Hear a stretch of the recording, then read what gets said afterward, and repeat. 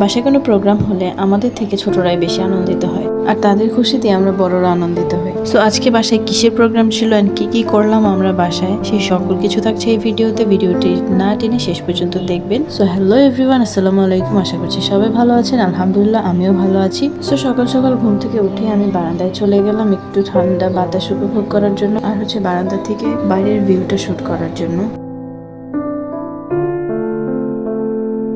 তারপর একটু হালকা পাতলা নাস্তা করে নিছি সকালের। এরপরে শুরু হয়ে গেছে আমার সংগ্রাম। এই যে রুম পুরো এলোমেলো হয়েছিল, সবকিছু গুছিয়ে নিয়েছি আস্তে আস্তে। ওই যে ভিডিও শুরুতেই বলেছিলাম বাচ্চাদের প্রোগ্রাম, মানে আমার বোনের জন্মদিনের প্রোগ্রাম, যার জন্য বাচ্চারাই খুব এক্সাইটেড। ওদের খুশি দেখে আমাদের খুশি লাগতেছিল অনেক। যেহেতু সন্ধ্যার পরে প্রোগ্রাম, এর জন্য আমরা দুপুরবেলা বসে পড়ছি সবাই হালকা পাতলা একটু ডেকোরেশন করার জন্য। এইদিকে আমার মা রান্না বান্নার কাজ শুরু করে দিয়েছে। আম্মু চিকেন বিরিয়ানি রান্না করেছিল। চিকেনে যত মশলা, যত আদা রসুন বাটা সব কিছু দিয়ে ভালো করে ম্যারিনেট করে নিচ্ছিল। আর এই মাংস মাখাটাই দেখতেও ইন্টারেস্টিং লাগে, আর একটা সুন্দর ঘ্রাণ আসে।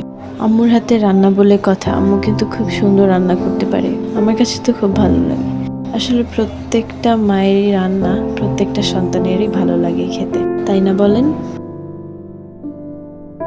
এদিকে রান্না বসে দিয়ে মা অন্য একটা কাজে ব্যস্ত হওয়ায় চিকেনটা লেগে যাচ্ছিল। এরপরে আমি এসে চিকেনটা নাড়াচাড়া করছিলাম। এদিকে ডেকোরেশনের জন্য যে হ্যাপি বার্থডে লেখাটা, ওটা প্রায় করা শেষ হয়ে গিয়েছিল, হ্যাঙ্গিং করা বাকি ছিল, আর বেলুনসগুলো ফুলানো বাকি ছিল।